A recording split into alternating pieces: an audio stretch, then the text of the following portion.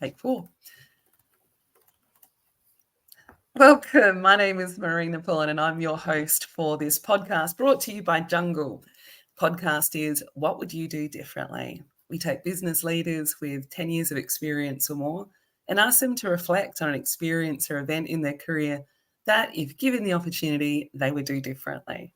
Every story you hear is true, and we have protected privacy by changing the names and the places and the organisations, but everything you hear is true and authentic. So, without any further ado, allow me to introduce our speaker today, Sally Woolford from Diversity Consulting, the founder. Now, correct me if I'm wrong, but Diversity Consulting is passionate about creating businesses that are equitable, inclusive, and you worked in a specialist capacity with government and large corporates to be able to help them to look at things like inclusion and come up with practical, sound solutions for staff. Is that about right? That's about right. I like to champion good, safe, respectful cultures. So, part of the work is diversity, equity, inclusion, and making sure people feel safe and they want to come to work. Amazing. So if you do want to get in contact with Sally, we're going to put her website details and contacts in the link below. But let's hear about your story. What are you going to talk about? Tell us what you're going to talk about. I'm going to talk about that moment when you realize that you're in a pretty toxic workplace, but you didn't realize it. And what I would have done differently if I could go back in time. Absolutely. Beautiful. I think this is a topic that a few of us can relate to, particularly if we've had 10 plus years of experience, right? All right. Yeah. And probably we've all been in workplaces like this, but actually we sometimes don't listen and learn the lesson. So, yeah, let's go through that. Let's do it. All right, go. All right. So I'm one of those people. I love to connect with people. I love to build connections. I love to see, more often than not, where I can build work or build partnerships with different people. And I reckon when I went into this workplace, I thought they were the same as me. They were the connectors. They wanted to build great things. They wanted to do it a bit differently. Now, I'd been in some pretty confined workplaces where, it was very cut and paste. You couldn't do anything differently. You couldn't be creative. So I thought, I have found my match in heaven. This is the workplace for me. Which was good. It was a really good workplace for about a year and a half. And then gradually things changed. I don't know whether it was new people on the team or whether I'd changed. And that's quite possibly what had happened. But these flags started to appear. I would turn up to things like meetings and it would hush when I walked in the room or met online. And the team would start to greet me differently. Now, after a while, you think, oh, it's just, they were having a conversation. It's about something completely different. But after a while, it was almost like every time I turned up, there was something going on. This is not right. This makes me feel weird. I don't understand what's happening. And I then started to find it really hard to connect with others in the team. So I'd not only coming into this hushed sort of weird environment. And it was really weird when someone says to you, like, you come in and then suddenly there's like a pause of silence. And then the conversation changes and it's changed. Like you know this in your gut that it's changed, which makes you very paranoid. And then they started to sort of exclude me from things. So excluding from like pieces of work that ultimately I was the specialist of the knowledge in. I've been in a proposal for it and then suddenly I'm excluded from delivering that work. Things like that. There was the sort of cancelling of meetings at the last minute. Made me put on edge. And then it sort of kept going on for far too long. I left it to go far too long. But it sort of got worse and worse where it became, I was almost dreading going to team meetings because I knew that, here we go, I need to ramp myself up. I need to push myself up and actually get into the mode. I need to be positive. Everyone has to be positive. It was a very, very strange environment where the expectation was you would always turn up positively. You can never have a bad day. And it sort of got worse and worse as it went on. And I think I just thought, it's just me. I'm just a bit different. Maybe I just need to try harder. I just need to change myself and bits about myself to fit in. And considering I do diversity and inclusion and culture work, Yeah. I probably should have stopped at that point and realized, like, what the hell are you doing here? These are not your people. This is not your workplace anymore. Like, do something for you. And it was only when I actually spoke to a really, really close friend and I just said, look, here's what's going on. And I feel like I'm mad. I feel like I am literally crazy thinking this, because isn't that what I'm supposed to be doing? You know, I'm supposed to be the exemplar of all this, and yet I'm the one that's experiencing it. This isn't quite right. And they said to me, you're actually not in the great place. You don't need to be there. You shouldn't be there. And they said, you're in a toxic workplace. You need to get out. And I think the way that I see it is quite often we are in that situation, but we don't realize we're actually in that situation until we're out of it. And so we tend to ignore red flags. We tend to just go, oh, it's just me, or they're just having a bad day, or they were talking about something else. We find excuses for behaviors that ultimately exclude us, and it's not on. Really, it's not on, but we ignore those red flags. And the more I was ignoring the red flags, the more I started to think it was just me, and it sort of created this paranoid feeling of, oh, hang on, what have I done? I should have done something better. It sort of impacted on me far greater than I ever thought until I was out of it, until I was out of that situation. So what would I have done differently? Probably just woken up and smelled the roses a bit earlier. Wake up, smell the roses, and get the hell out of there. Talk it through with someone. I should have probably approached other people, not the family, because the family knew what was going on. But when you're in an environment where you're that primary income earner, you bear a lot of responsibility. So I should have really bucked up my ideas and gone, get another job, go out, move on, and find something else. And it was only until my good friend said, no, I'm going to help you out of there. I'm going to help you. Let's talk this through. And I moved on. I moved out of that workplace.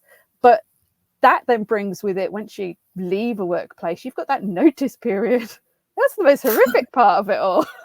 Yeah. Where you're sat there and they're trying to make you deliver things and do things, and you're like, I don't even want to be here. Like, I've made my decision. I'm going. I'm out there. I'm on my journey out now.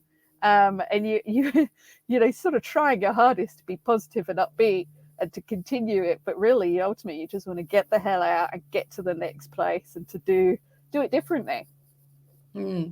That's how you've described that story.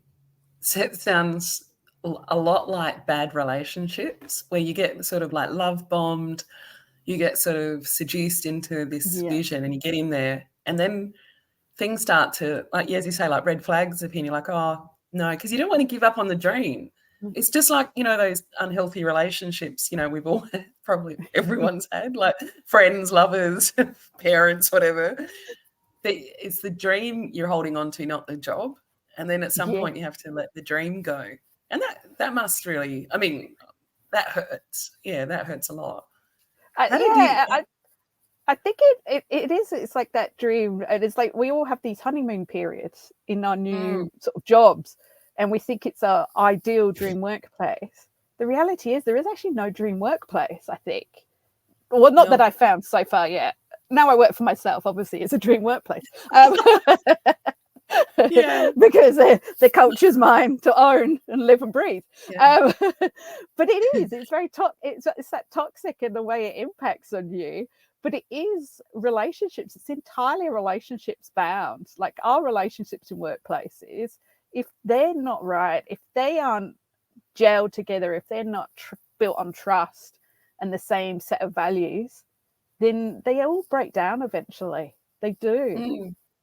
During your, you know, your time at this workplace, did you ever raise with people like, this is sort of weird, there's this weird atmosphere, why am I not being included in general communication? And if so, what was their response? So I did, but I think they were in that weird kind of honeymoon period. So they were like, no, Okay. you're just imagining it. It's like, this is gaslighting No, no. 101. Oh gosh, That here sounds we like go. gaslighting, yeah. It is I gaslighting think in it the is. workplace. It is. It's gaslighting in the workplace. And I was like, oh my Mm. God, you haven't Yeah, we woken did a up and pod smelt the roses yet. we did a session last year on gaslighting in the workplace and pointed the finger at a lot of the change management effort. Just, Yes. you can't tell people things are good when it's not. You can't sprinkle glitter when it's that bad. There's no amount of glitter sprinkling. No, If just it clear looks the like air. it and it still smells like it is it. Yeah, You're yeah. up. It's a lot I to be think said. yeah, No, I go. think it's just that point in time, and it's only after you've actually got out of the situation do you realize quite how horrific it was and the impact it had, not just on work but just on your personal life. Like Mm, your happiness goes down, and ultimately when you're not in a great place like that, and it is kind of a vicious cycle really, yeah. you actually don't perform quite as well as you could do. And so you Mm, end up sort of almost giving reason as to why they can behave in the way that they behave towards you. mm. It does sound just like abusive relationships. I do a bit of work in DV, and Yeah. it's this moment where people succumb to the abuse, and then that's very difficult for people to leave when they're in that state because they're confused and questioning themselves and their self-esteem gets mangled. It sounds incredibly similar, which just um, just takes me to this second point is when people leave workplaces for advancement and they're excited and all that stuff, it's a really healthy transition. That's a good point. But I think your insight is it's not just sort of interesting, it's actually probably really important because if you leave because it's gone toxic, you're at risk of harming yourself and being cynical and just like when you stay in relationships that are crap for too long, you've got to look after yourself. And if that means exiting a workplace or a situation, a client, in professional services or whatever, then you should do it. Have you had any like long term? Do you have like PTSD? Not real PTSD. No, No, not anyone who's got not real. There's no there is. like. Yeah, but I think it's because, like, even when I go out with clients, I see some of these red flags. I'm like, oh man, these are red flags in their culture that their staff might not be having a great time here. But the irony is in all of this is I thought, am I the only one?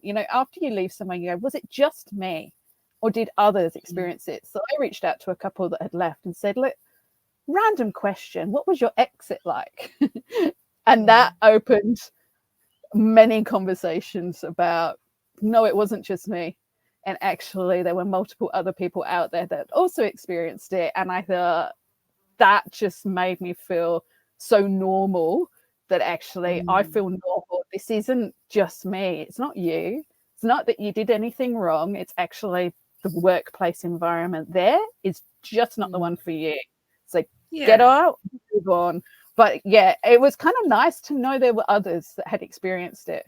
But we don't talk about it, do we? We leave and then we don't talk about other workplaces that we'd been in because we're not allowed to, we're not supposed to, and we're all supposed to move positively forward in that sense. Yeah, I think there's a fine line between like a disgruntled employee, that's someone who probably just should move on because they're not a match, versus a toxic workplace, versus people leaving for advancement. I mean, we've had all three, but I'm sure if you spoke to a disgruntled employee, and not saying, but their view on the situation might be different to a truly toxic environment. But if you've got other people saying the same thing, that's a fair indicator. I think if there Yeah. might be something wrong. Yeah. Is there Yeah. anything you would say to people who are younger in their career? Perhaps they have yet to experience this baptism. A baptism of fire, it really is. I think Mm, until you've actually experienced it for the first time, it makes you really, really paranoid. So I think for me, my best advice would be go with your gut feeling. I think gut feeling in many, many situations is it tells you, your gut is telling you something is off, something is wrong, and listen to it and act on it. Because I've not just for this situation, but on other situations, I've ignored that gut feeling, and it's your intuition telling you something's wrong, something's definitely gone astray here, and you need to do something about it. So gut feeling is always the thing. Also, reduce your expectations. There is no such thing as the 100% perfect workplace for anyone right now. There really isn't. There's always going to be something that you don't really like. You might not find it for a while, but it'll be something. It might just be that I don't like their work from home policy, or I don't like, I don't like my supervisor because they like to, mark my work continuously and check everything continuously, and you think they're super anal at doing that, but ultimately maybe they're just, they've got a nitpicker up ahead of them and they're just trying to make sure that it's 100% perfect. But there is no 100% perfect workplace. What I would do differently for this is I should have listened to those flags earlier. They are red flags, and I should have listened, and I should have listened to my gut, and I should have moved forward, and I should have got out much quicker. Well, I'm glad that you're back on track. I always feel bad when I hear people have gone through tough stories, but I think it's not the story, like the event, it's how you react to it that's so critical. And I think if the only thing that you would have done differently was listen to your gut and your intuition more, and you encourage others to speak up in these scenarios, then it was, despite it being harsh, it might be a good lesson to have learned. Might not. You might go, no, it was terrible. I could have lived my life quite happily without it. I think that everything we experience is a lesson to be learned. At the time, you might think, oh my God, this is the worst thing that could ever happen to me. But there's always a lesson out of it for something, and you grow, you learn something. And I go, if that happened to me now, even if it was on a client site, if some of those red flags started to appear, I think I'd extract myself quite quickly. Like, you don't need to change your morals, your ethics, and your values just to conform or to, get that next bit of business. Stick to your guns, be who you are, and don't change. Yeah, nice. Well, on that note, I'm going to let you go back to the forest, the national park. I'm so envious. It looks like a beautiful day out there. So I just want to say thank you very much for spending time with us over here and sharing your story. It's a tough story, but I think one that everyone will benefit if they take the time to listen. So thank you, Sally. And if you're still with us, Sally's details will be below in the link with any types of information that you might want to learn about her organisation. If you are experiencing bullying, harassment, or any other types of domestic violence or anything like that, we will put a whole bunch of information down in the links below. All right. Thank you so much. Have a great day out there. Cheers. Have a great